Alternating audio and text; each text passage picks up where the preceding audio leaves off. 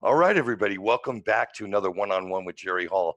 Today, I am absolutely overjoyed to be joined by Cryptopolus, one of my absolute favorite contributors on Twitter, and now a weekly guest on the Brad Kimes morning live stream, the weekly recap. All right, Cryptopolus, how are you today? I'm doing great, Jerry. How are you? I'm well. Did you have a good Thanksgiving weekend? It was very nice. How about yours? You know, I'm down here in Costa Rica, so Thanksgiving is not a celebratory, event down here. But I had a couple of really cool tacos and got to watch American football all There you day, go. and so I spent kind of a day in my lounge chair, drinking Nice. tea and watching football. So yeah, it was a good day for me. Oh, good for you. Yeah. So I am absolutely overjoyed to have you here today because I wanted to pick your brain beyond XRP, kind of dabbling in, we'll say, world market, the global markets, whether that be equities, debt, whether it be government debt, corporate debt, et cetera, et cetera. And I was hoping that I could use you as a sounding board and get your feedback on a thesis that I've kind of been putting together from bits of information that I get from Twitter and YouTube and Facebook, et cetera. You ready? Sure. All right, Yeah. so here's my basic overall thesis. And my basic overall thesis is that the global economy is going to crash. So that's kind of the title of my thesis. And here is the stepping stones or process that I think is going to take place where that result becomes a reality for us. So it starts in the United States with tax receipts. Tax receipts being sales tax, property taxes, all the taxes that both local, state, and federal entities get from their citizens, whether it be through sales, production, lease, etc. All right. So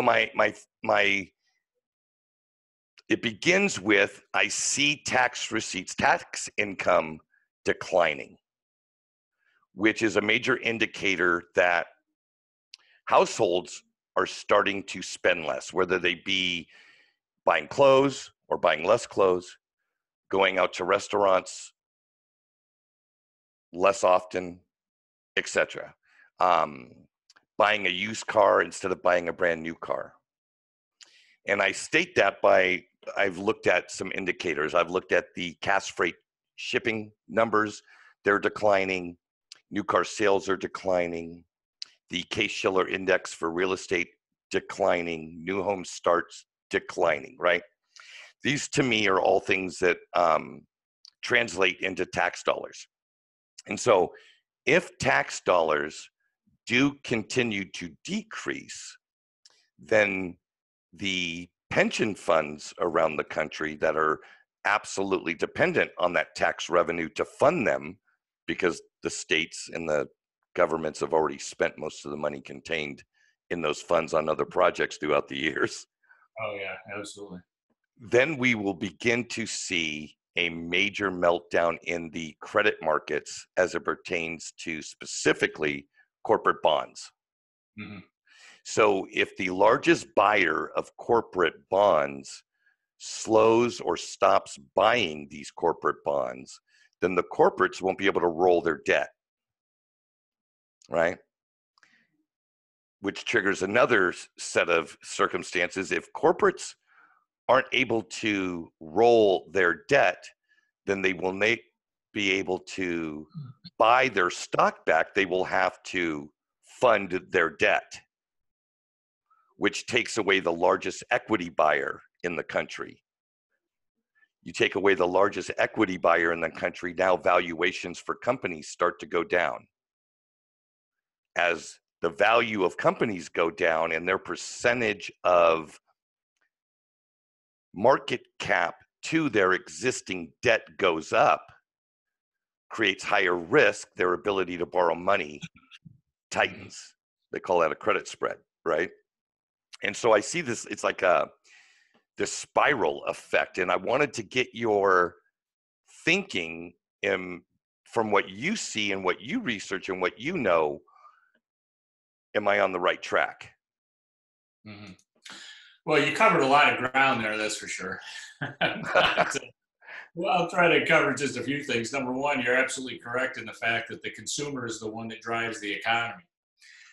That is absolutely correct. There's no doubt.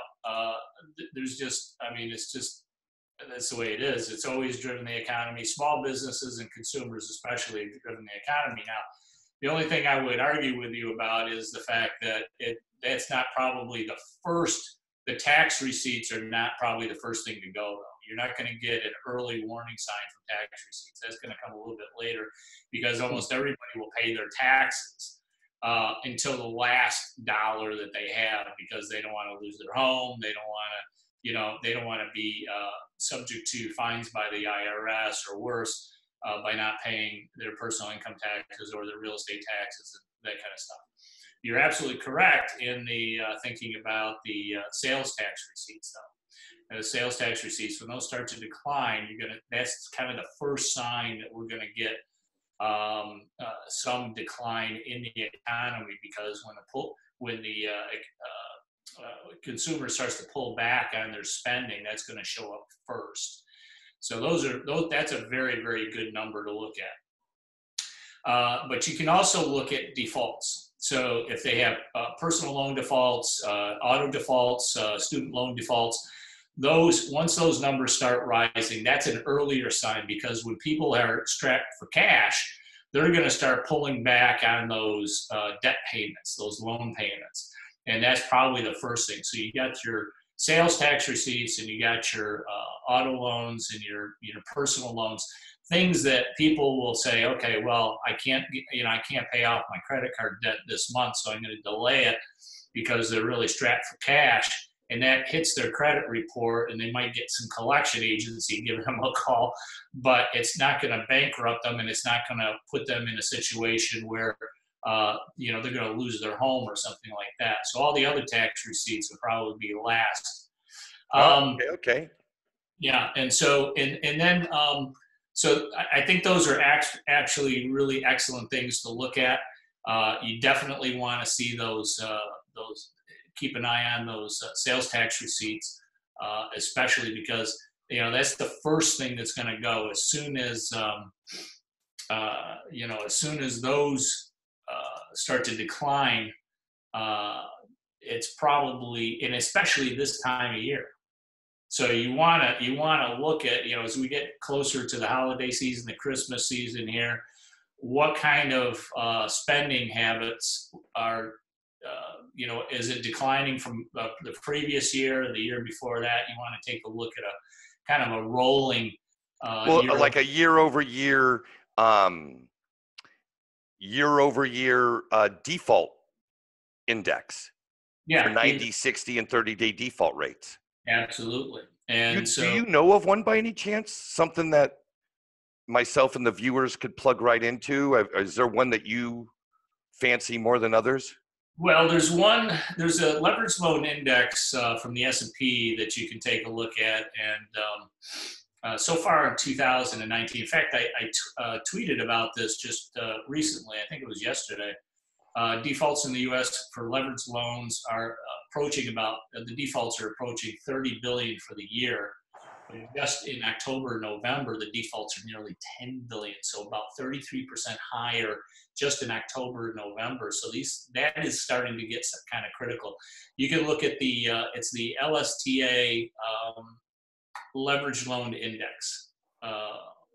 They do it in conjunction with the S&P 500. I got it right here. So if October, November, and now we're going into December is 30% higher than the average for the early part of the year, what is that year over year to last year? Do you know? I do not know. Okay. That. All right. But you can go back and look. It's probably pretty easy to see 2018 numbers, right?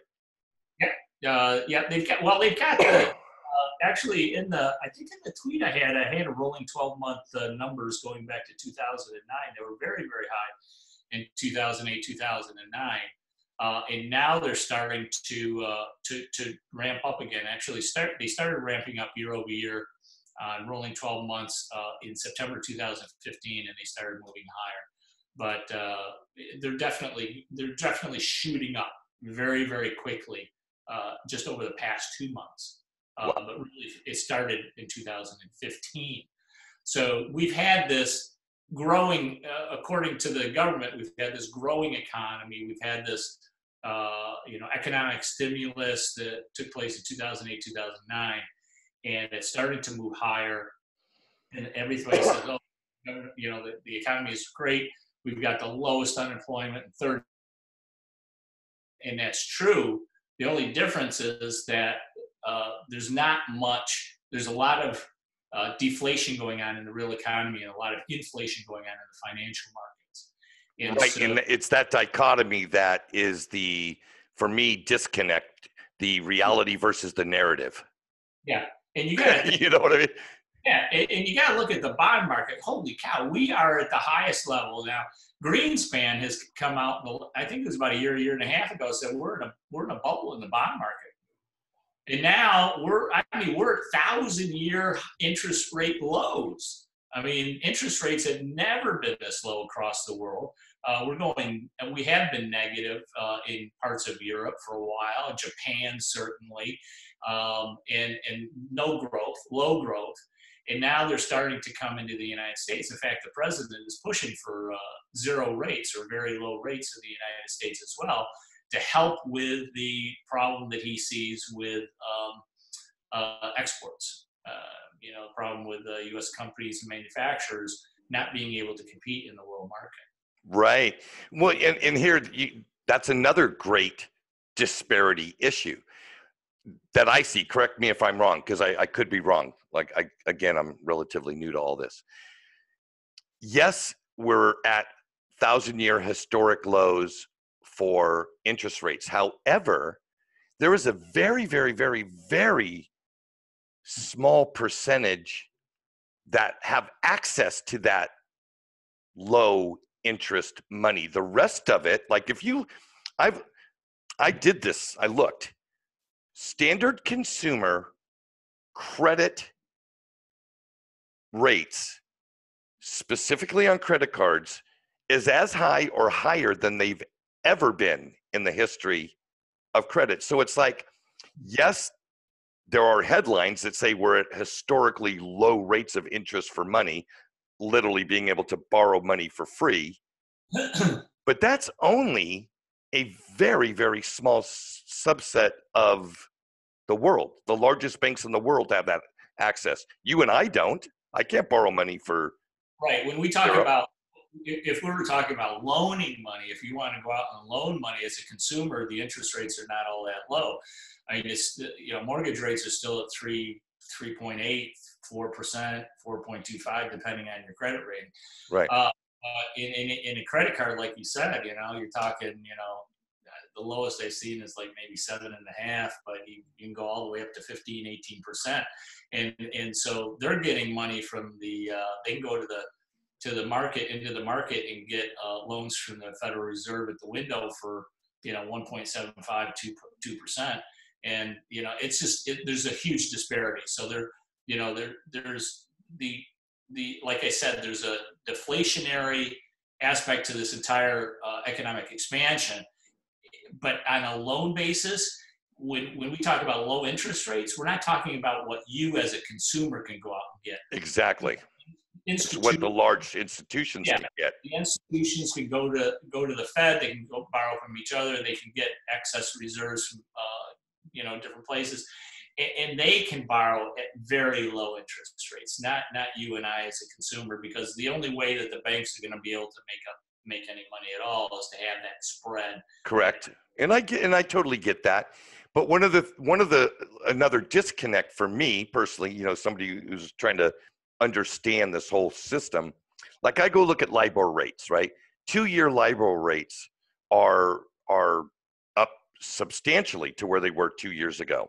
Well, the LIBOR rate doesn't necessarily affect JP Morgan like it does the person who took out a LIBOR adjusted mortgage.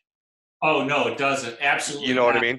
So most commercial loans are based on the LIBOR rate, so it's a percentage, it's a number of basis points over the LIBOR rate. So, if you're a corporation, so I mean, hey, somebody like Apple can go and get a loan for maybe 2.25%. That's maybe a 2 basis point over the LIBOR rate. We can't do that. No. No.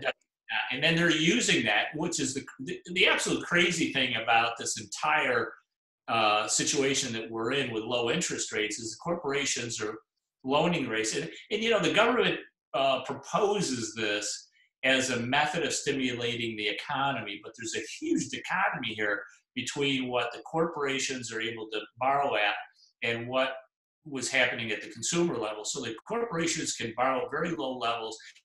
And you know what? The funny thing is, even the profits that companies are generating, they are not putting that money back into R&D, product development, new manufacturing facilities. They are now taking that money and borrowing money in order to buy back their own stocks. Right, to increase the valuation of their company. Yeah, increase the valuation of the company. So all of this economic stimulus that we've seen since 2007, 2008, 2009, and through the 2015 and later, has to do with keeping that money in the financial sector. We haven't seen it. It has not, back in the 80s, and Ronald Trickle Reagan, down? Yeah, the trickle down economy really hasn't happened because all of the low interest rates, the highest and best use that they feel for their capital is to put it back into their stock. Well, it does. It trickles down from the Fed to the big corporates, and that's where the trickle stops. That's where it stays. Yeah, exactly. They're going to keep recycling. They're going to take that money. They're going to put it back into the stock. There was a couple of startups that I heard about. I read about them someplace, and they said that there were hedge funds coming to them, institutional investors and hedge funds and pension funds coming to them and say, look, we want to give you money because money is so cheap, right? We need equity. We want to put money into your company. And the startup said, no, I don't need the money. I don't want the money. I don't want to give up any of my equity. And they said, well, if you don't take it, I'll take it to your competitor. I'll take it to another startup that will take it. And so the guy said, he had to take it. There's no way. He had to give up some of his equity in order to prevent his competitor from getting an economic advantage over by having. Right. That's crazy. It's insane. It's crazy when I look at if this number is correct, and I got it from a fairly reputable source, that globally, right, corporate debt is 95% of GDP. Now, to me, that's absolute insanity, thinking that, okay, if this is true, then the minute a company's valuation starts to decrease, right, then their debt ratio changes, which changes, the rules of the game.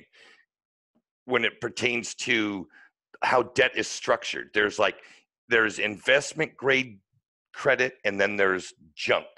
And, they have grades, AAA, AA, single B, right, double B, triple B, and then junk. Right. And there are a tremendous amount of entities that play in those credit markets that are legally not allowed to play in the entire market. They can play in investment grade stuff, so triple B or higher, but when it comes to junk, they can't. Like there's some sovereign wealth funds, which are huge chunks of money, not allowed to play with junk bonds. Pension funds like the state of California, state of New York, Right. They're going to limit the rating of in funds that they can invest in based on the credit ratings of those. Right. Well, if a company like, for instance, AT&T, which is sitting at 400% debt to earnings ratio, debt to market cap ratio, that's insane. If AT&T's value goes down, now all of a sudden they get their credit rating degraded, you're downgraded, they're in junk. Well, now you have forced sellers are going to have to sell those bonds. Who's going to buy them? Where's the Right. money Well, come from? when they start rolling those over, so for example, when they start rolling those over, and interest rates right now, being at historic lows and being in a bubble, it's very, very likely we're going to see a increase in rates before they continue to go lower or even go negative. So we're going to see a little bit of a bump higher in rates, which means bonds are dropping. Bonds are already dropping. Right. And the stock market hasn't followed yet, but bonds typically lead the stock market, and they're already declining pretty heavily at this point. So we're going to have an increase in rates across the board. And, the Federal Reserve is trying to keep those interest rates now at 1.75%, their target rate. Overnight, we saw in September that they went to 10% overnight. Mm-hmm. And they could not. That's the cost of a short-term loan. Yeah, they started injecting money into the system because the banks didn't want to lend to each other. So there was no place for them to go to pledge their securities to get the reserve requirements that they needed.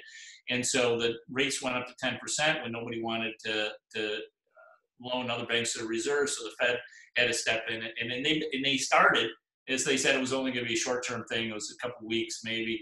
Then they extended to October, and then they went to November. Now they're out to I believe it's like March, the first quarter of next year, maybe even June, the second quarter of next year.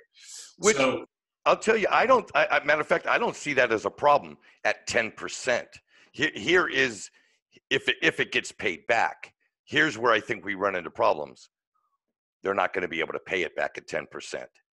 Well, if they put up the collateral for it, they don't have to pay it back. They just give up the collateral. But so you're right. There isn't a big issue about the rates overnight but that's an infection. See, that's an infection that can spill over to the markets if it stays at 10% long enough. Right. The Fed it has to raise interest rates. It has to raise the Fed funds rate. Or the bonds that they've taken as collateral get defaulted. Yeah, exactly. That's kind of the downstream of where I was getting at with that. To me, that's the scary part. Absolutely. When those bonds start to default, when you have defaults in the bond market, that's a really big deal. It's a huge deal. I mean, that's here. But you mentioned the fact that 95% of GDP is based on debt. Corporate debt, yeah. Corporate debt across the world. I haven't heard that figure before. But it makes sense to me. That may be a very legitimate number, and it makes perfect sense as well, because think about the actual amount of money that was in the system 30 years ago. The M1. I mean, it was like nothing, right? So the fractional nothing, right? Yeah, exactly. Yeah. But the fractional reserve system, every time the bank has money coming in, they can loan out 10 times that amount of money. So every time you make a loan payment, they get cash into the bank.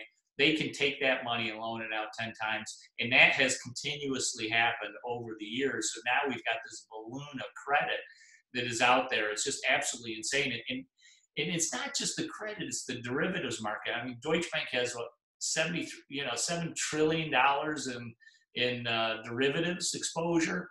I mean, and that's just one bank in one country. Right. Can you imagine? The derivatives market is gigantic, absolutely gigantic. There's way more in derivatives if things really do start to fall apart, and we get a declining market, we get bonds starting to default, we see interest rates start to shoot up. And we've got all of these corporations who are trying to roll over their debt because they had this debt that they used to buy back their stock, and their stock is falling, their valuations are falling. It's going to be a house of cards. It's just going to come unravel. And that's the thing that leads me to one of the things I think is one of the biggest issues that nobody is talking about, and that is I know the acronym.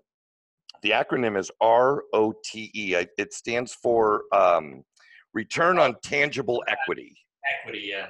Return on tangible equity. Now, as the cost of capital increases, cost of capital is what we talked about with being able to borrow money.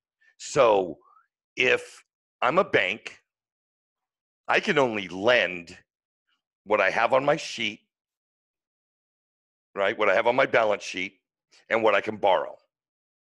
Those are the only two ways as a bank I can lend anybody or another entity money, is from my balance sheet and what my credit lines are or what my available credit is to me. Oh, they can go to the Fed window anytime they want, as long Yeah, as but they. there's a number associated, quote Right, unquote, their credit line. right. So, but that has a cost of capital to it. Cost of capital and the return on tangible equity, the spread is so low. Banks are they're scraping to survive this. Yeah, yeah, You that's know what I tough. mean? Interest rates are Which, very, very tough. right, to me though, that's one of the strongest cases for XRP. Interesting. Yeah. To me, because as a bank, I mean, if you're a bank, the central bank is a completely different entity than a commercial bank. A commercial bank actually has shareholders, actually are accountable, actually fiduciaries that have legal mandate, where the Fed doesn't. I mean, the Fed can kind of do whatever it wants to do.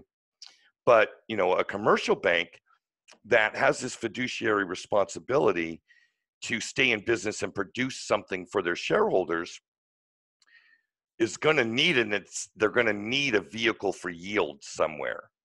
And it may not be in the bond market, it may be in the ability to utilize capital. And that's where that whole cost of capital comes into effect. If you're one of the correspondent big banking entities, Citi, JP, etc., and you have all this money parked around, there's a cost of capital to park that money there and not be able to utilize it in the form of Well, liquidity, right? yeah, we can go into. If you want to put our tinfoil hats on, a little speculation here. Sure. Brad and I, Brad Kimes with Investment Perspectives on his channel, we talk One about. of my favorites. Yes, he's one of my favorites too. Absolutely.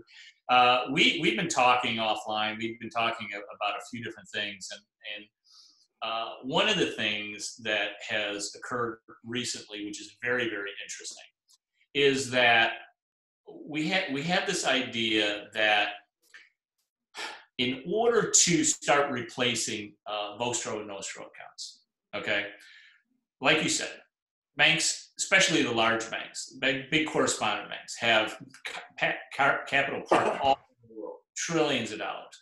And how do they bring that back in? Especially when you're talking about the cost of capital, holding that overseas someplace is just in the amount of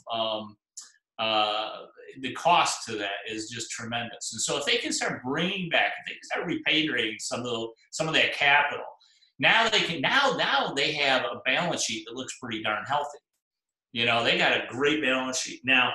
As far as the fees goes and in these credit spreads especially for consumers, we're going to see lower rates even for consumers. I think going probably in the next 2 to 5 years. The problem is, of course, the banks are going to tack on fees because they know they're not going to be making much money on those loans because of the spread, but they're going to be tacking on a lot of fees and stuff like that. Not only that, but when you start to repay those loans, and this is already starting to happen. You can borrow money now at such a low interest rate, especially for corporates, that there's no reason to pay it back almost, right? There's absolutely no reason to pay it back. You start No, you're right. You're incentivized to roll the debt, keep the debt on your book. So they're going to keep what I call a tax. It's really a corporate tax. It's a tax to roll that over, and you're going to be paying fees on that over and over. And the banks don't want the money back anyway. They don't want it. So, but they like to hold it because they need to meet their reserve requirements. So now part of the issue about XRP, and one of the things we've been talking about, is that banks are not allowed to hold XRP yet, except in Germany, which we found out about recently. Right. Very interesting that banks are now able to hold XRP. Now, if they can hold digital assets, now they can start to repatriate some of those Vostro accounts, bring that capital back to their bank, increase the balance sheet health substantially, and then hold XRP to make those cross-border payments. So we start to look at, okay, if let's say a bank isn't part of RippleNet, they're not part of R3, they're not utilizing ODL at this point, which is on-demand liquidity, a product of Ripple, right? If they're not in there, they have to go into the markets and start buying XRP. If they use the USD, they go in and buy the XRP. They do their cross-border payments, whoever they have to pay. Let's say they're sending payments to the Philippines, they're sending payments to Australia, Japan, or wherever it might be. They take their fiat, convert it to XRP. On the other exchange, they convert the XRP to the local fiat. That's how it works. If they go back right in, now they're constantly using their fiat in order to buy the XRP. What if they take the fees that they get and the money that they get from those cross-border payments and put it right back into XRP and start to build up their pool of XRP? An internal reserve. An internal reserve of XRP. The more value that XRP has to them in the marketplace and the number of XRP that they have, they can start to bring back those Vostro accounts, those funds back into the bank. So now there's like a little balance here. The more XRP, the more Vostro they got. They can bring back in, right? More XRP, more. Now, instead of using their fiat to do cross-border payments, they just take the XRP, send it to the foreign exchange, the exchange that they want to convert to the local fiat currency for the customer. And now they don't have to use their USD or whatever they're using for those cross-border payments. I see it. It could happen. This is liquidity. So now, previous to XRP, they have to take those U.S. dollars. That's a bank, let's say Chase or something like JP Morgan.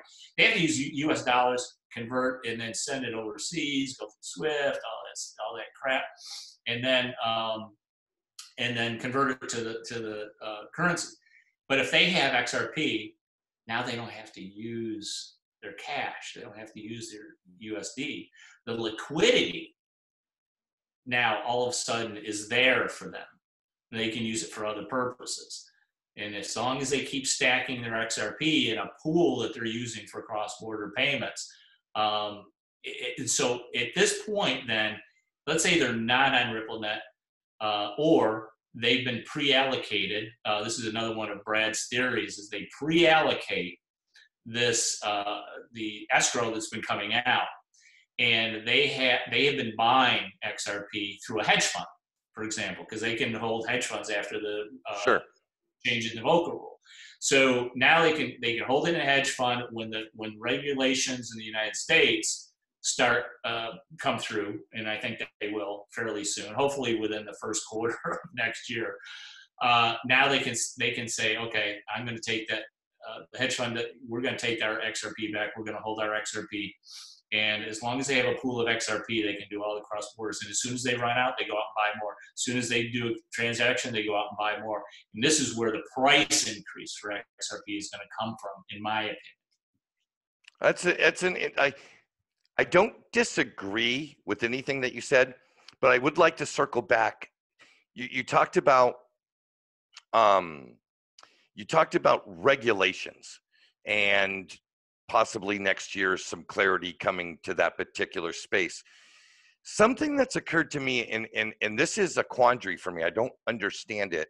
When I hear how much we need regulatory clarity, yet my eyeball sees every single day United States dollars from a United States publicly held company every day sending United States dollars through an exchange process to end up in Mexican pesos. I'm talking about the, of course, MoneyGram Bitso connection. Right. To me, that speaks to the regulations that are necessary are already there.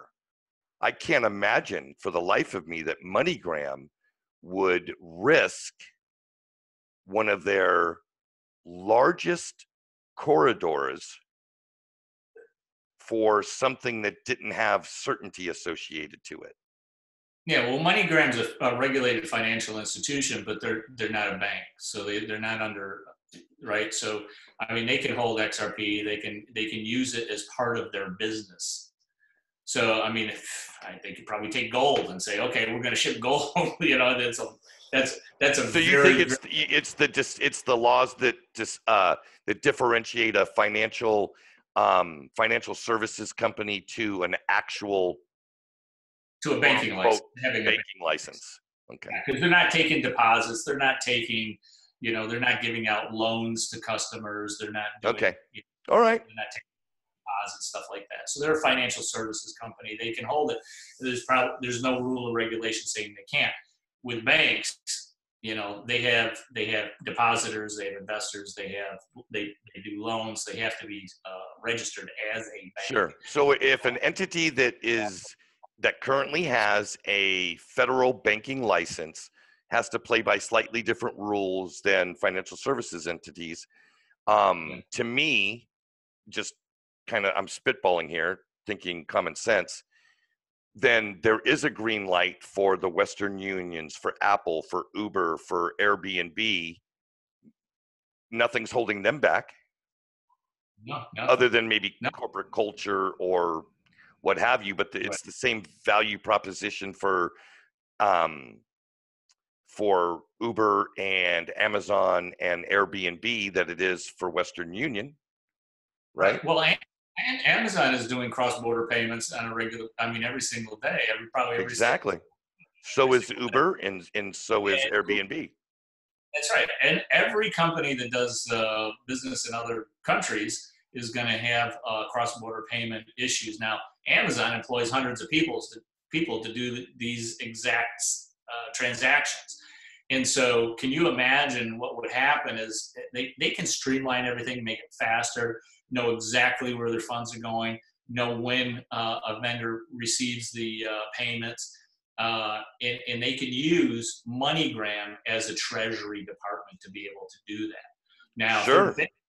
Smaller companies can use MoneyGram, definitely. Amazon might say, hey, we'll just create our own department and have two guys in there, just making sure the ODL keeps flowing, the XRP keeps flowing, and we'll make those payments ourselves.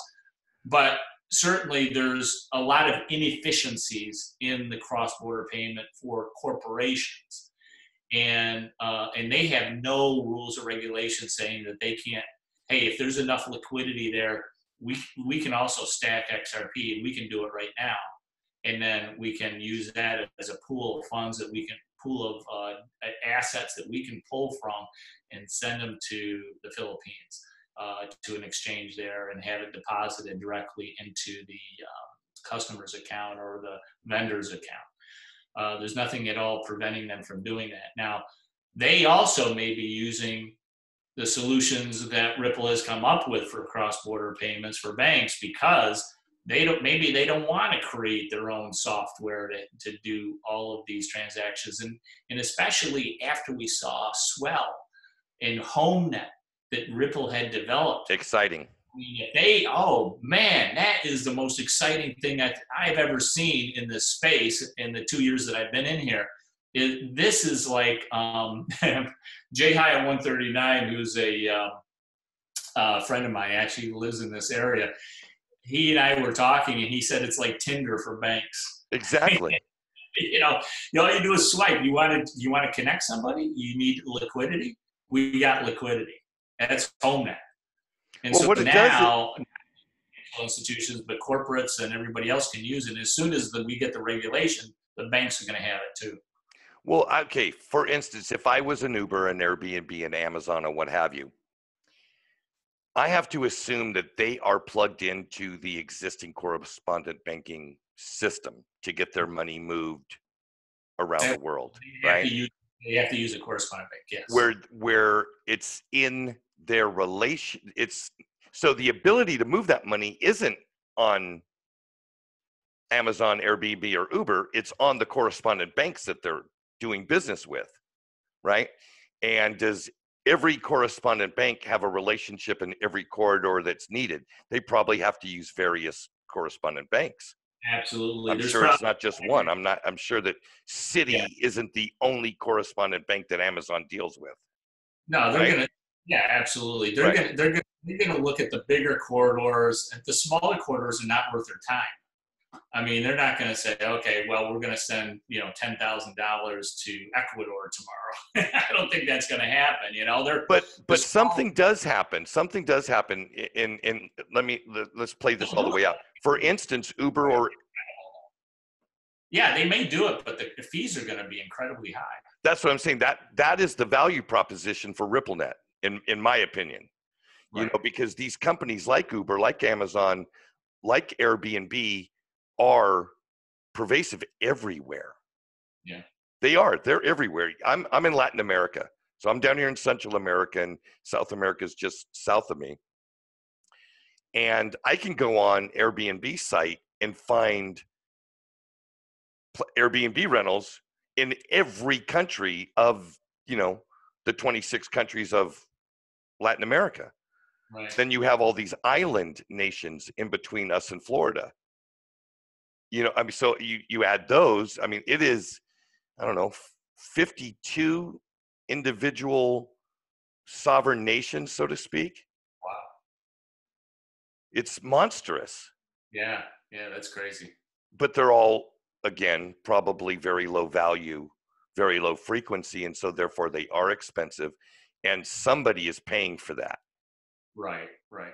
So I see your point is that the correspondent banking relationship that Amazon, Uber has, with JP Morgan and Chase, they're going to continue. They're going to continue to work with that. But the smaller corridors, just the way MoneyGram started, really, between Mexico and the Philippines. I mean, those smaller corridors are going to be the kind of the ripe fruit that can easily be picked off the tree of Amazon and the rest of them in order to. And then when they see that liquidity is there, they drop the fees and so forth.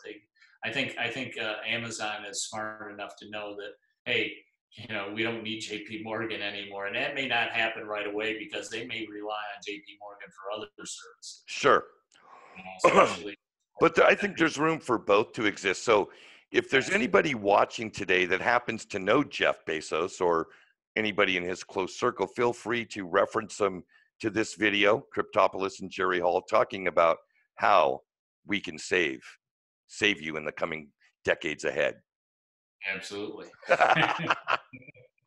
Oh, that is so great. That is funny. One of the things that I've really, really enjoyed about following you on Twitter, and um, also an extra bonus is your week in review with Brad Kimes, is I don't know, it's like, okay, so you're a full-time businessman. I'm assuming you have an employee or two or three. At least that's my impression of the way I hear you talk about your business, the little bit that you do talk about it. Yet, and I'm sure you got a family. I'm assuming married, maybe a kid or two.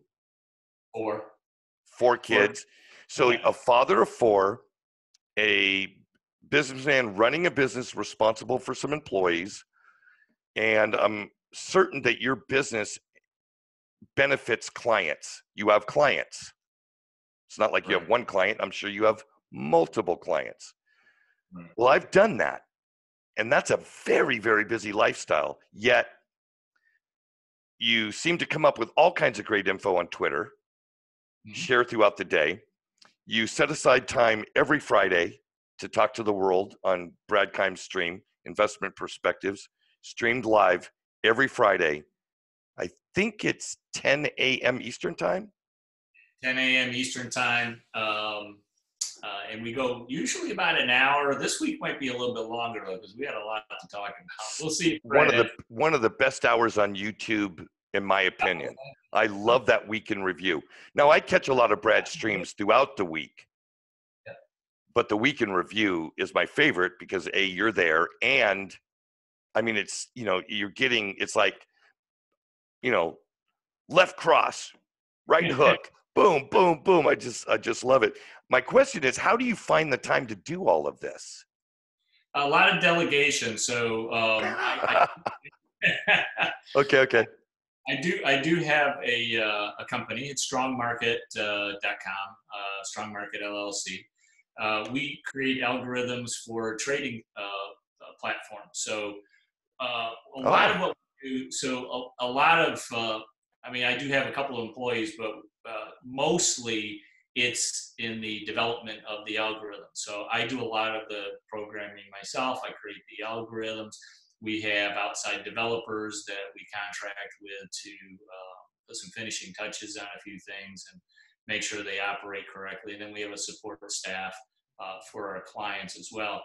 But most of my time is spent really thinking about the problems that our clients have when it comes to trading in very, very large markets. And so my time is spent thinking mostly. The sure. support staff handles these clients as far as support goes, and the developers do what they do best, which is make sure the scripts are running correctly and everybody's up to date on the current code and versions. And so I have an opportunity to think, mostly think, because I can see from the outside, especially for some of my clients, I have a unique position. I'm not inside their culture, and so I don't have that group think. I can think about their problems about how to trade these markets, and then develop the algorithms that they need in order to create the highest ROI for their capital. So that's very, very beneficial. The other thing is that I did have a large staff many years ago. I had a very large staff, and that was a headache. So at that time, it was all managing staff.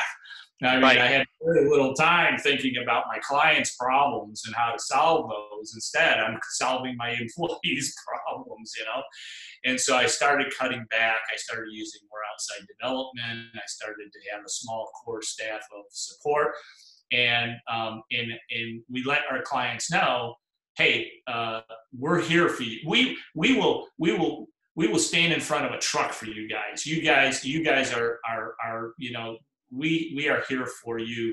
And so in order for us to be there for them, we need to have time for, like, myself, and I have one really good staff person, very, very sharp guy, who just thinks about our clients' problems and comes up with solutions all the time. That's all we do. We think about our clients' problems and bring in solutions. And so I've been able to organize that in some staff development and thinking time in order to do that. I got 4 kids. They're all graduated from college. My last one just graduated from American University in May. Thank God, no more college tuition payments. And they're all scattered all over the country at this point. And then, at this time, it's kind of a change for my wife and I, because we had 4 kids in the house, they were all growing up, and there were soccer games, there were baseball games, and there was dance, and there's horseback riding, and there's swimming, and there's all these different activities that we were involved in, right? And so after my daughter left, she was like the last one to leave the house. My wife and I looked at each other like, what do we do now? We need a hobby or something. Sure. And so my wife said, well, let's do some traveling. So she's done more traveling than I have, but she's been to Asia several times. She's flown to the West Coast. She goes down to Washington to visit our son down there, and she went to Boston just recently to help my older son with his new baby. Oh, Grandpa. And so, so we're finding this time to get to know each other again, after 30 years of raising kids, and it's wonderful. It's great. How inspiring. That is so cool. Yeah, it's very nice. That is incredible. And then, of course, after the kids leave, we renovate the house. We've been on a renovation project for about 2.5 years. Oh, sure. Start with a bathroom, then you move to that, then you move to... Yeah, and the kids all complain because, Dad, why didn't you do that? Well, we were home. Because it costs money to feed you. That's why. And pay your college tuitions and everything else. Oh, my God. But we imagine 4 kids, and 3 of them were teenagers who could drive, right? I mean, they had both cars. They were running out. You know, I never had a car. Now I got a car finally to myself. My wife has a car to herself. Right, right, right. We're really enjoying it. How cool is that? Yeah. Wow, you're fascinating. That is fascinating, and like I said, inspiring.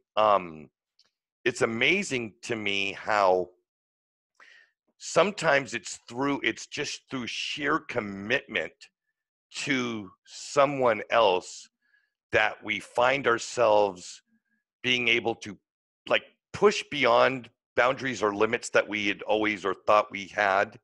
You know, I found being a parent and, you know, providing enough money to take care of the home and provide needs and in occasion, you know, in entertainment and things of that nature.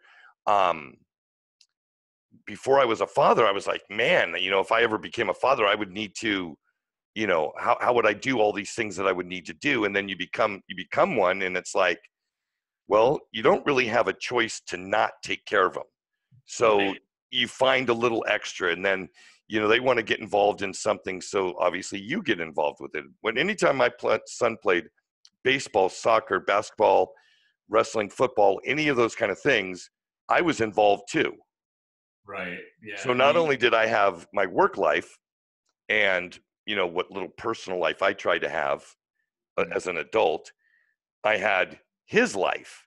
And I just found that I expanded as a human being as a direct result of my commitment and love to take care of my children. Yeah. Absolutely. Sounds like you've done that too. How Yeah. cool. I bet they're very proud of you and you're proud of them.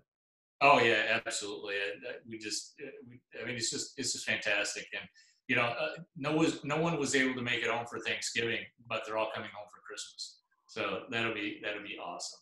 That'll be really awesome. Now, how many of them also have family? You said you're a grandfather. Yep, 3 times over now. So my second oldest son had his first child. So I was a grandfather 4 years ago. She just turned 4 recently, just had a birthday.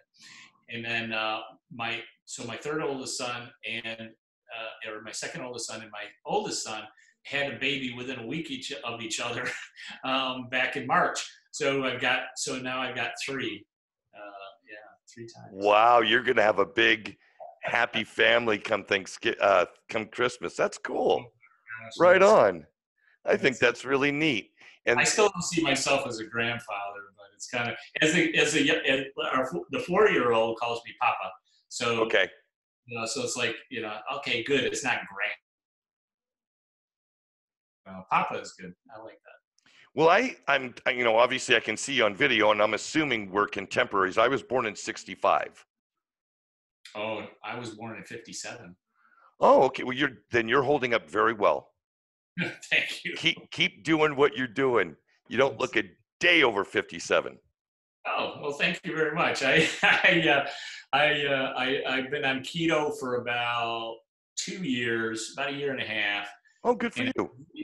yeah, and I've recently gone even more extreme and Intermittent fasting? yeah, intermittent fasting has definitely helped. And then I've gone to a carnivore diet. I don't know if you've heard of the carnivore diet. It's no, explain, because I understand keto very well. I understand nutritional keto very well. This is actually, I have the book right here. Oh, The Carnivore Diet move your hand by who? Baker MD? Sean Baker MD. Okay. Sean Baker MD. The guy is absolutely fantastic. He's in his 50s as well. The guy looks amazing. He deadlifts 550 pounds. He created this book. He's a medical doctor. He went to Afghanistan. He performed emergency emergency room services there for the troops and for the locals.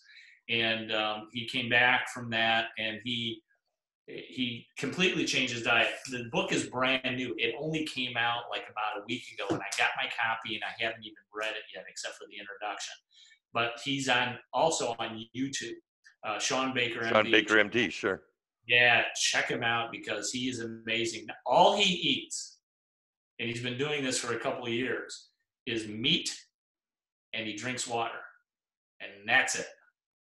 Okay. Meat and water. And there's really actually quite a bit of scientific proof behind the fact that the fact that there's a equal amount of protein and fat in most meats. Or some meats are more lean. Some are leaner than others, and some are richer in fat than others. It's that ratio of fat to protein to fat that is actually incredibly healthy. There's another fantastic book, if you haven't read it yet, by Nina Tickholz, I think is her name, called The Big Fat Surprise. Another fantastic book. And what it does is it shows you that fat is not bad for you at all. In fact, a lot of Alzheimer's, people who have Alzheimer's, do not have enough fat in their diet, and their brain, the brain is actually about 90% fat. Right. And if you don't have enough fat in your diet, your brain's not going to fire. It's not going to work. So you need water, you need protein. And so I've been on that now just for about 5 or 6 weeks. I've been on keto for a couple of years, but I went to extreme and have done this for 5 weeks now. And I feel absolutely fantastic. We had about a foot of snow just a couple of days ago, and I was out there shoveling. I didn't feel, I mean, I loved it. I mean, I didn't strain. I didn't breathe heavy. I was like shoveling it, no problem. I got a big driveway though. So I said, forget this. My snowblower broke down. I had an auger pin that came out and I need to replace that. So you had to go manual? I went manual. I started shoveling. Old school. I said, I can do this, right? But a friend of mine said, no, I'll get somebody to come over. In fact, it was Jay Hyatt 139 who sent a plow guy over and plowed out my driveway, thank goodness, because it probably would have taken me all night. I hear you. I had the good fortune. See, I came, what was it, 1999, 2000. Yes, 2000. I did a nutritional ketosis program for, it was 14 months. I was coming up on my 20-year high school class reunion, and a friend said, hey, you ought to take a look at this Atkins diet thing. And so I kind of did, and I understood the premise. Then I found a book by Dr. Jeff Volek, who is a PhD researcher who's big into nutritional ketosis, which led me to works by Dr. Peter Attiel, who's another one of these, MDs who is a firm believer in nutritional ketosis and just the whole value of deriving your energy from a ketone versus a glucose molecule. Well, the thing about the carnivore diet is that you don't need to go into ketosis to lose weight. Right. Well, you're going to get so many carbs. You're going to get so much glucose from the protein breakdown that you're going to have plenty of glucose to use. You're actually in ketosis while you're on the carnivore diet, because it doesn't raise insulin levels. So the glucose is going to be there, but you're going to be in a constant state of ketosis almost. I've lost 10 pounds in 5 weeks. So there is no, okay. That was always for me, in my, back in the, late 90s, 2000, when I was doing this and I was doing the research, the percentage of fat was huge. Obviously the right kind of fats from your avocados, fats from your butters, fats from your meats were excellent. But the thing that they would always caution is that if the proteins level were too high, then your proteins are just going to break down and become glucose at some point. One of the byproducts of protein breakdown is a glucose. Yeah, I don't know if I've heard that as much, because it doesn't raise your insulin, so the glucose production is probably. I don't really know the technical stuff yet. I'm still diving into it, but I would definitely recommend that you go listen to Sean Baker. I will do that. I will do that for sure. I'm inspired now. And then anything off of him. He was a speaker at Carnivore Con, which was the first carnivore diet kind of group gathering in Boulder, Colorado this year. And so he gave a speech there. So follow that thread to all the speakers at that event. And especially, I think her name is Amber O'Hearn, who coordinated that. Just absolutely amazing stuff. And when you really start to dive into it, there's more. See, one of the big points that they make is that bioavailable nutrition. Correct.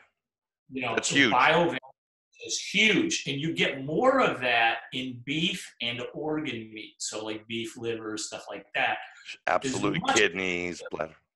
yeah, much higher than any other type of food that you could possibly consume. Mm-hmm. And the one problem, and this is another thing that this event, one of the speakers at the event brought out, was that almost all the plants that have been developed over the last 20 years have been breeded to prevent insects from eating them and other animals coming in and eating them. And so what's happened is that they developed a certain type of not a poison, but it is poison on a very, very minute level. So if you eat a vegetable, or if you eat fruits, or if you eat anything that has been breeded in this way, there's a small amount of toxin that builds up in your system. Correct. And especially if you're in oxalates, if you get a lot of kidney stones, you're eating way too much vegetables, because you probably end up getting a lot of oxalates in your system, which creates kidney stones, right? And so, so there's a lot of people who are on the carnivore diet that eat a few vegetables. Like I eat arugula. I like arugula. So Oh, okay. Yeah, it's a great leafy green. I do. I like it very, very much. I put a little Parmesan cheese on there, a little olive oil, and I just absolutely love it, especially with salmon. Oh, man. It's so good. What a dream. Well, it's not just meat. So you can eat any kind of meat. Like you can eat pork, you can eat lamb. Lamb is especially good because there's a good proportion of protein to fat. Ribeye steaks are preferred for a lot of carnivores for some reason, because Sure. To protein, right? And there's a bunch of fish that fall into that category also that have a great protein to fat ratio. Absolutely. Salmon is one of the best. Tunas and salmons. I love salmon. So do I. There's another guy, Ken Berry, MD, Sean Baker, MD. Both of these guys are great. And then there's one other guy. There's one other person that you really should follow. Let me see if I can find that in my history here.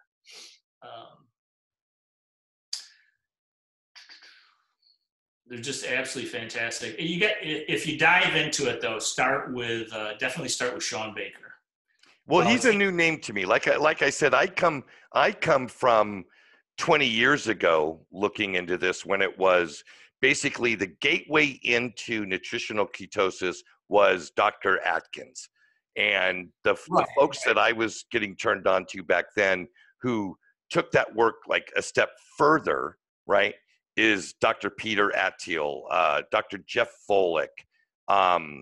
He's not a doctor, but there was a researcher who did a bunch of work in this field. Gary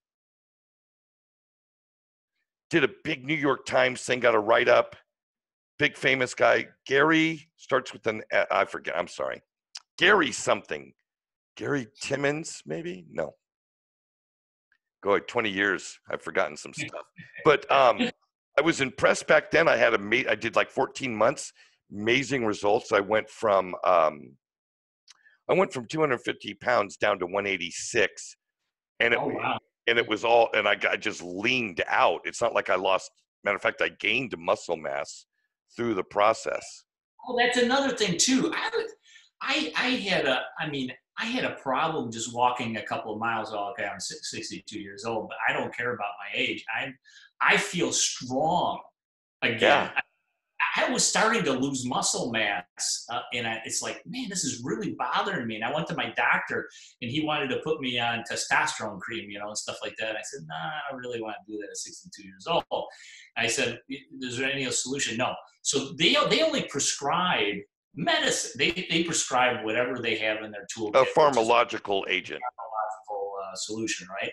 Yeah. And I said, no, that's not going to work for me. So I started doing my own research, and I realized that it's protein that is missing, especially as you get older. You need more protein in order to retain that muscle mass.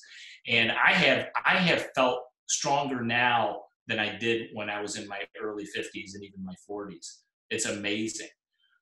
So you probably know Dr. Eric Berg then, because he's very heavy in keto on YouTube. So Yes. I started with Dr. Eric Berg, and he was fantastic. That's how I I got like started. Dr. Berg. Very good. He always has his whiteboard, you know, he's got his whiteboard and he's doing it, da da da da da. Yeah, I love Berg. Yeah, he's very intelligent. He really knows his stuff, and he knows which vegetables to eat, which ones to stay away from too. So Sure. he's very, very good. Then I started, of course, Sean Baker, the magic of YouTube, brought him up on my channel when I was watching Eric Berg, and I started watching him. I said, wow, could this be true? This sounds like a terrible diet. I'm going to miss all the other foods that I've been eating. The amazing thing is, now that I've been on it for 5 weeks, is that I don't miss anything. It's amazing. It also has an effect on how you perceive other food. And all of a sudden, you're like, I'm satiated. I feel strong. I mean, it's almost like a feeling of power. I mean, it's a really amazing thing that I have all this protein back in my system. Well, And I don't miss, I used to love like cakes and desserts and pies and stuff like that. oh, yeah. I usually, what I'll do is like for Thanksgiving, I just have a bite and I'm satisfied. Really, it's a complete, I don't have those cravings like I used to have for other Well, food. the internal biology, okay, when you go from running glucose as your fuel source to ketones, Right. there's a whole cascade of hormonal things that happen, That's right? So without glucose and you're running on ketones, ketones don't trigger any ghrelin responses, which is a hormone that is activated to tell you, hey, you should eat. Oh, look at you, man! You know what you're Oh, talking. okay. Quick story about me. Extremely educated, poorly disciplined. You know, I went to school to become a nutritionalist. Oh, okay. A certified nutritionalist. There you go. Most everything they teach you in college to become a nutritionalist is based on 50-year nutritional science, which is all The 4 food shit. groups. Yeah, right. You know what I mean? But I've done a tremendous amount of self-education around biology, how the endocrine system works, the exchange, what produces hormones, what hormones do what, da da da da da da. Like you were talking about, your doctor wanted to give you testosterone cream.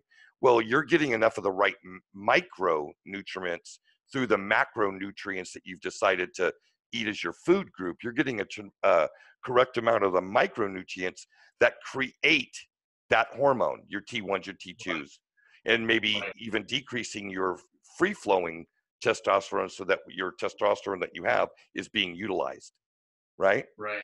So if you continue to do what you do, you are going to be one of those guys that they go,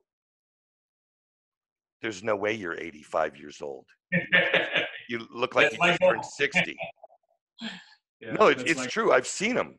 I mean, there are real life anecdotal, people who have said, this is what I'm doing and here's the result. Now, does it work for every single person? I don't know. But I can tell you I had positive results from it. Like I said, my problem is discipline. I grew up an addict, drug addict. As you know, all through high school, I was an athlete, but I was also one of those stoner kids. And as I got out of high school, it just escalated, became out of control. Went into recovery at 24. I've been clean and sober since then. But the behaviors, some of the stuff that comes with being an addict has not gone away. So like instead of getting high or drinking or doing any of that kind of stuff now, I displace my feelings and stuff with food. Well, I would challenge you. I love it. Challenge me. Challenge you to try the carnivore diet for at least 4 weeks. I'm on it. What is today? So today is December 4th. Yesterday was my 54th birthday. Happy birthday. Yesterday. So I'm writing it down. December 4th. 20th. From this moment. Yes, from this moment. From this moment right now, I'm going full-blown carnivore diet. And I'll check in with you in exactly 29 days. 29 days. So here's the key. So you can have dairy if you can tolerate it. So Yeah, some I cheeses and stuff like that. Yeah, I wouldn't go too heavy with the cheeses, but you can still have cheeses. Eggs, I love absolutely eggs, and they're Love great them.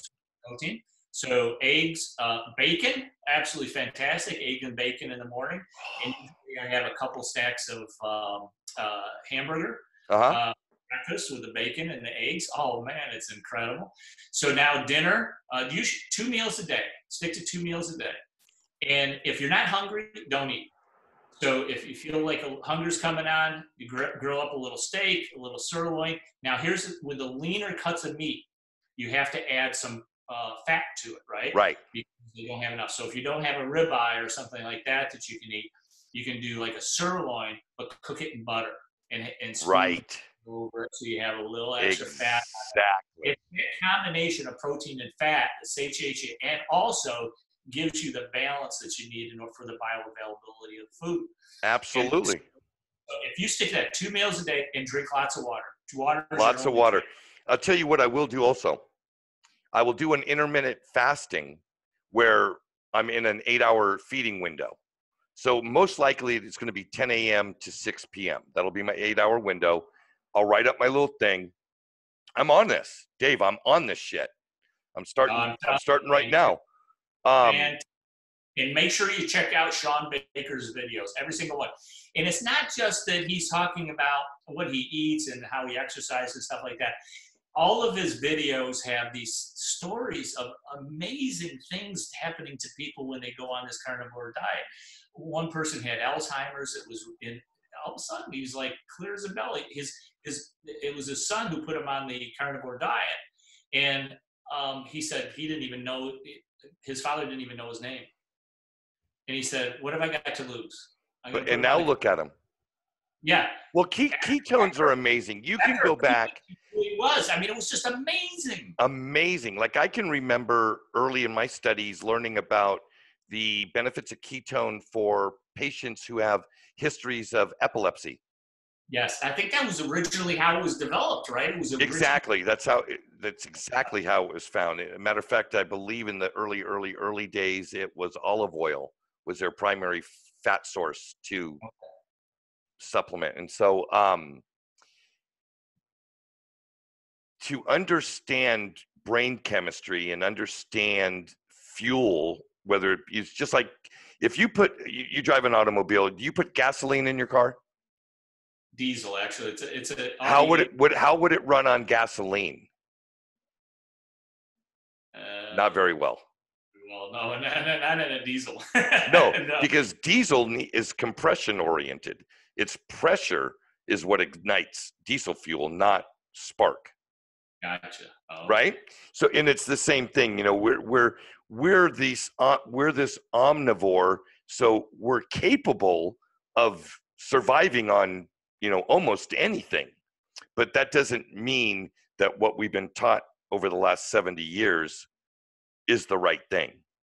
Yeah, absolutely. It's amazing. I think that all the food groups and all that stuff, you're talking about bread and pastas and fruits and vegetables and meat's in there someplace, but you can only eat that much, Right. So, it's like, and for a long time, meat had a bad rap and all this stuff. And so and you have to think, Amber O'Hearn was the coordinator for the Carnivore Con.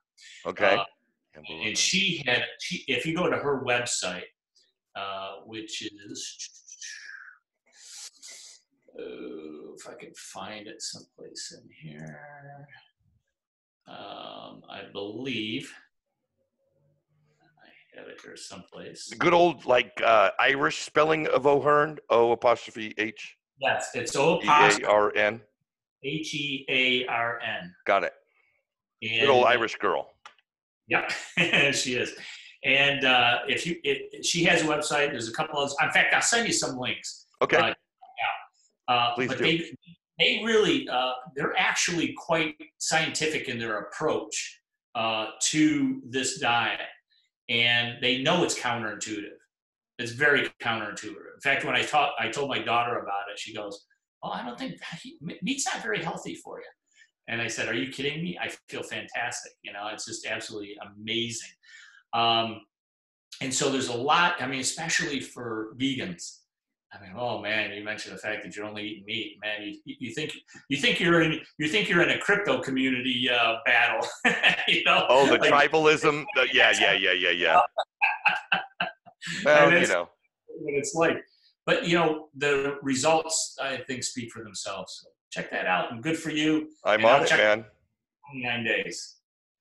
Well, I've been doing this thing with myself for the last, well, geez, how long have I been down here? I've been in Costa Rica a year and a half, and it's always been this tomorrow.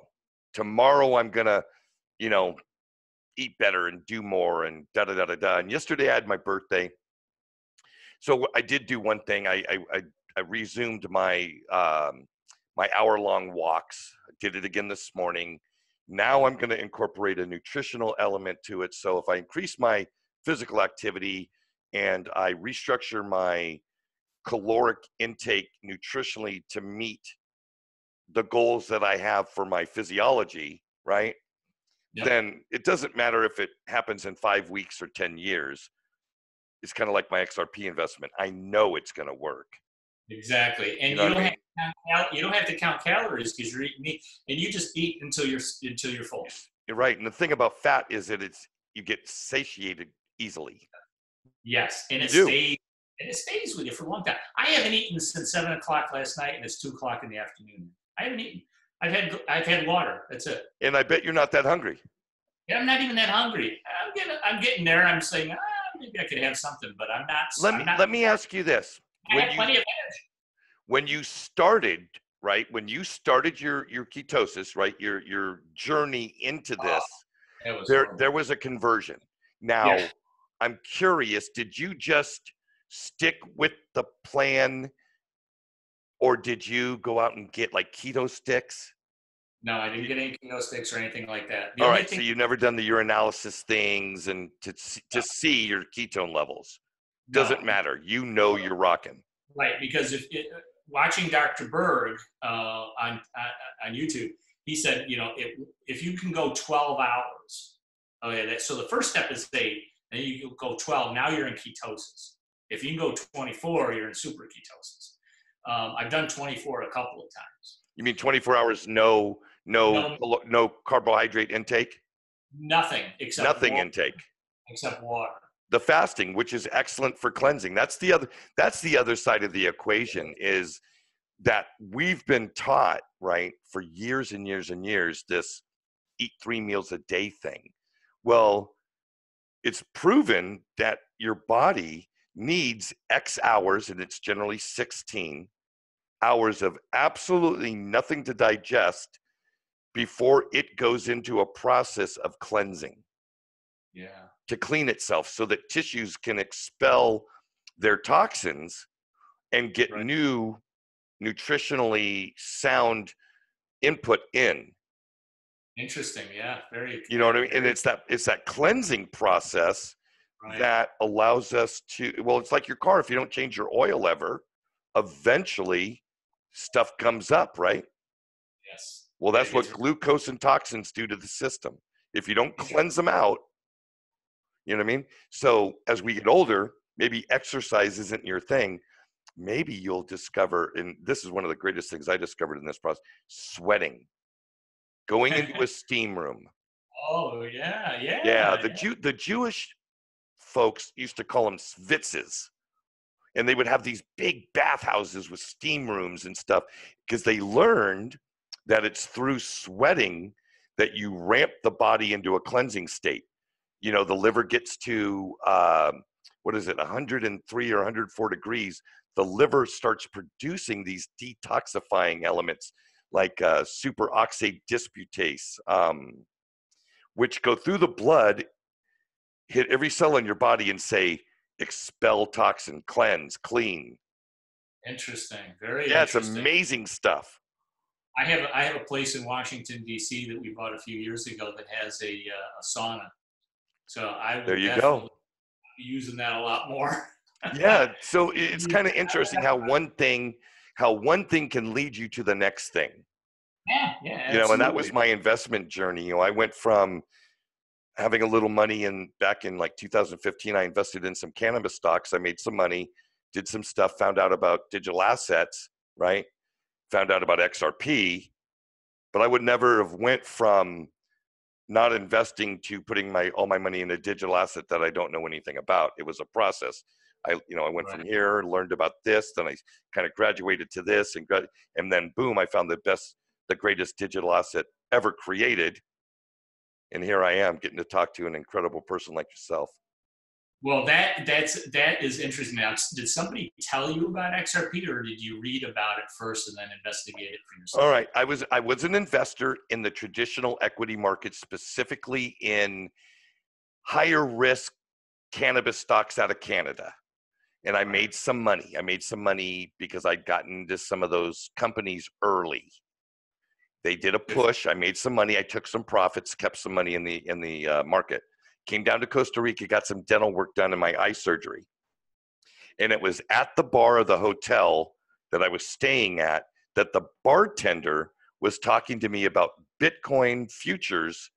No, sorry, Bitcoin contracts and Ethereum mining contracts.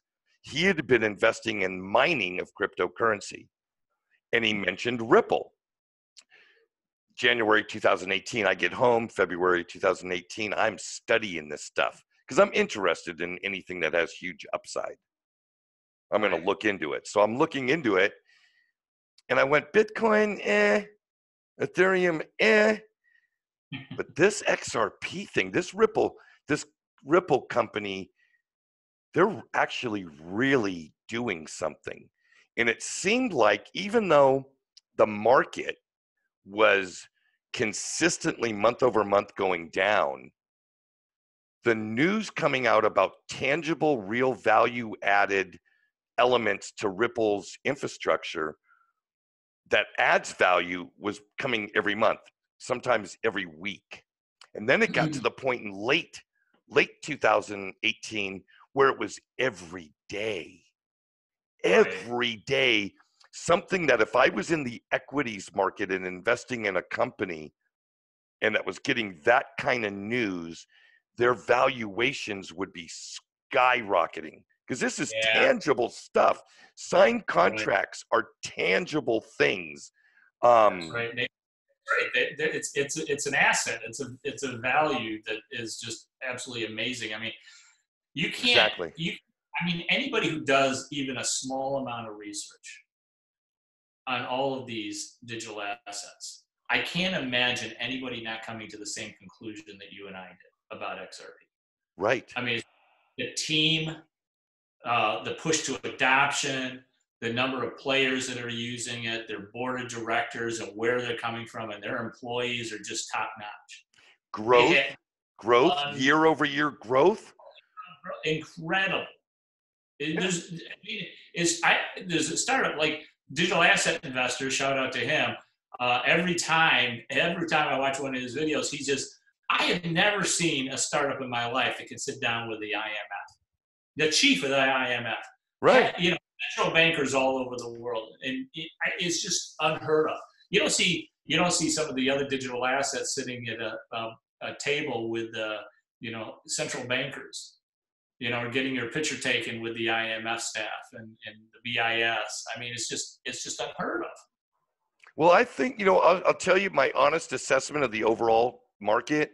It appeared to me that in 2018, aside from Stellar's relationship with IBM, there was no other player in the market other than Ripple that actually had traction. And when I say traction, I'm talking about like a signed use contract Right. in the space. And here we are, 2019. Now there's a handful of some players. You got Link and VeChain have signed contracts with some big players. There's a little company called Casino Coin that's in the gaming, the adult gaming industry that are actually signing real deals with real partners.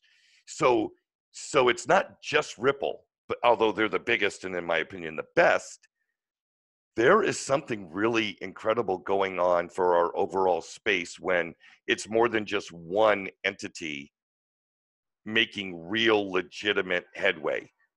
You know what I mean? Absolutely. Think about Kava, Solo Coin, Hedera Hashgraph. I mean, some of these companies are actually starting to make some real progress in this space. And I think there's no stopping the development.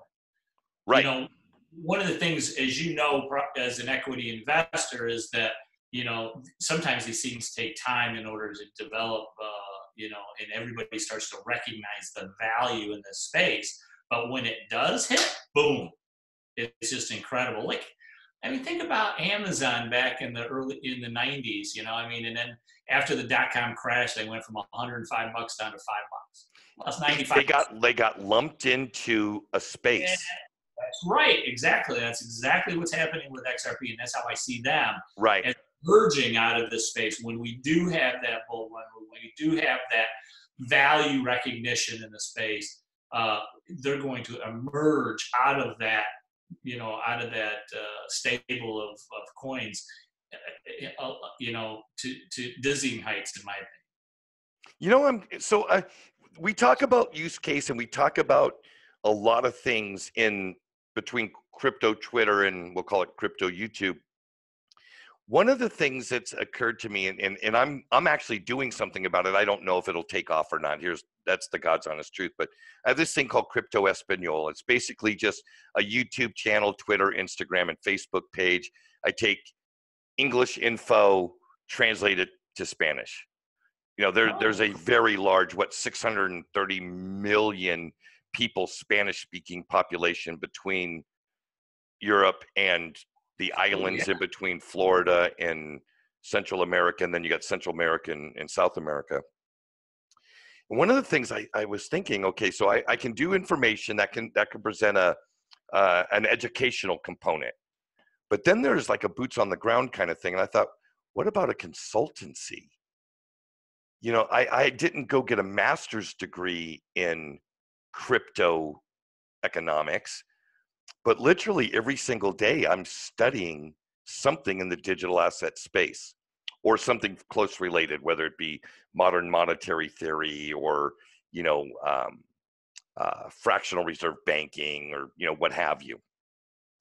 And I thought, maybe a consultancy because, there's going to come a mass adoption phase where we go from this 0.01% of the world knowing what's going on to, boom, this is what's going on. It's like they're going to need more inroads, outroads, and people to help explain how these things can work and be a part of an investment portfolio, be part of a retirement plan.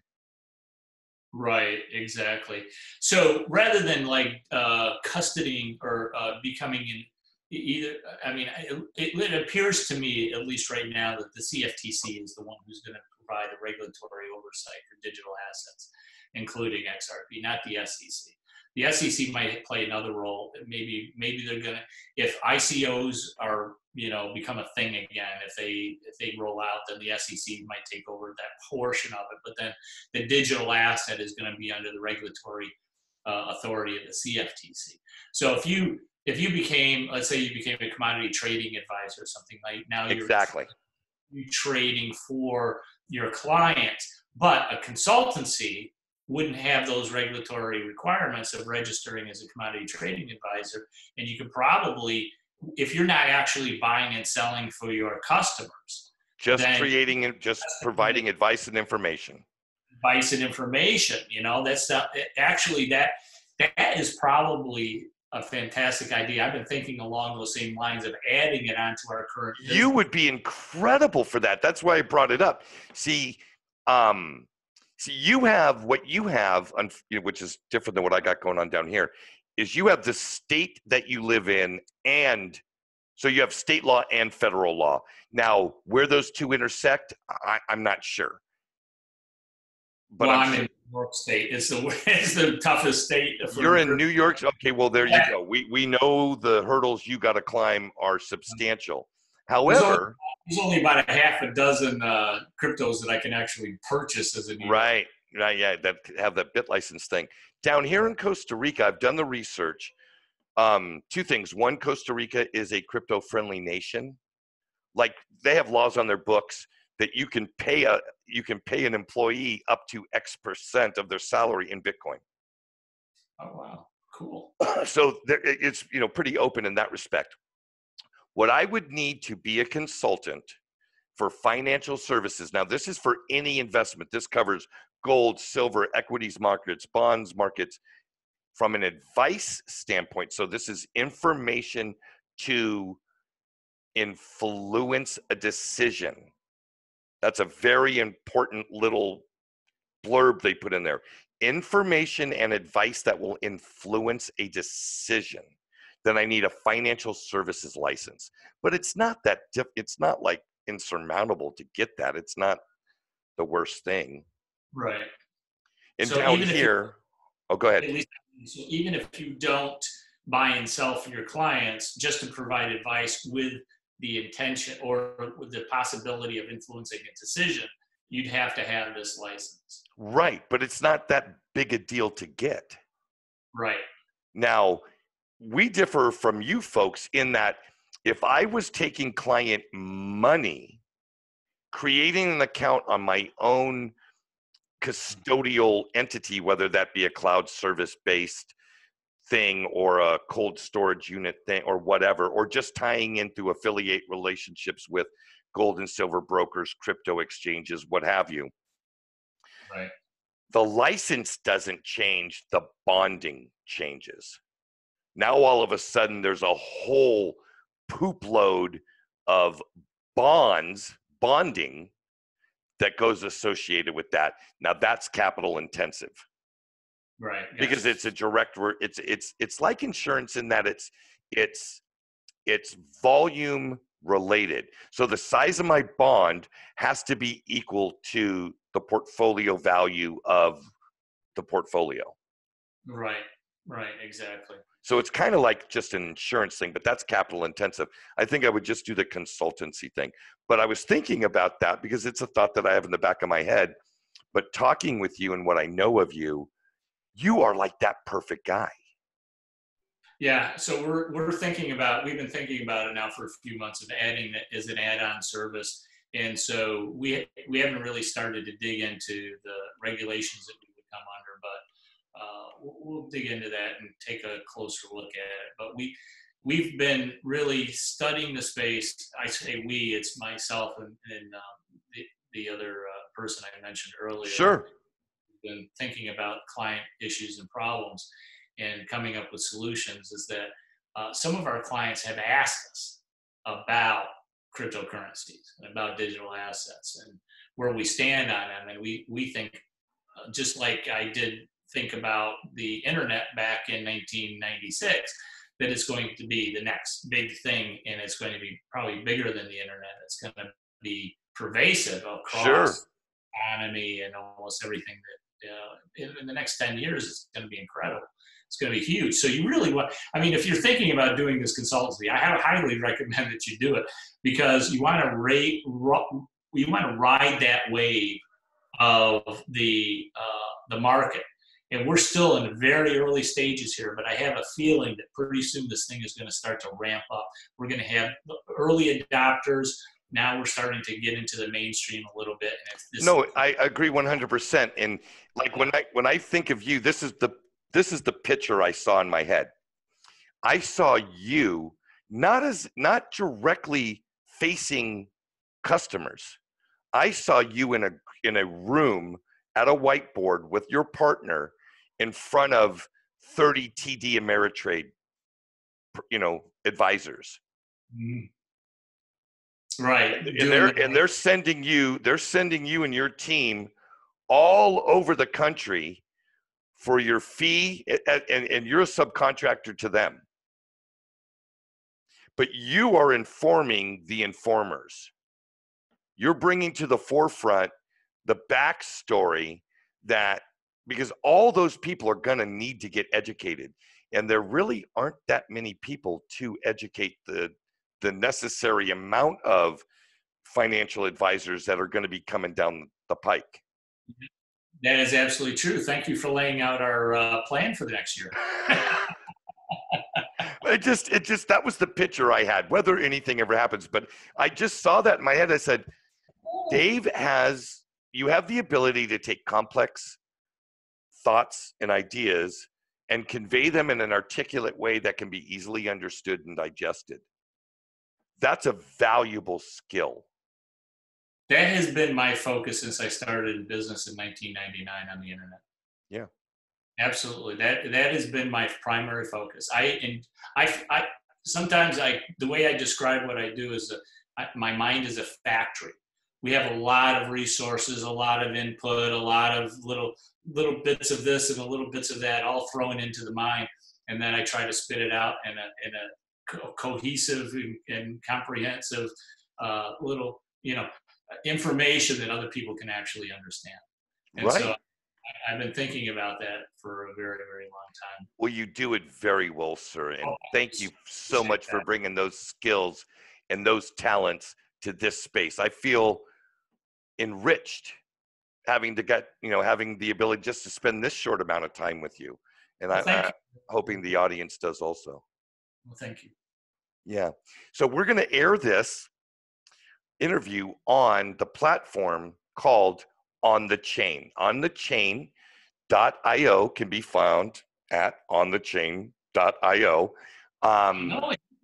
You have some absolutely amazing people involved in this project, and I'm so happy that we were able to talk today. I really appreciate you asking me, and I feel honored and privileged to be able to be on your show.